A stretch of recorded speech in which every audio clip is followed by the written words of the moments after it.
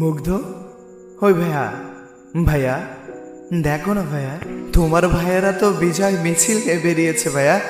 তুমি সবার আগে দাঁড়িয়ে চিৎকার করে বলবে আমার ভাইয়েরা আজ বিজয় মিছিল বের করেছে। কই ভাইয়া মুগ্ধ তুমি? আবু সাইদ ভাই তুমি কই ভাই?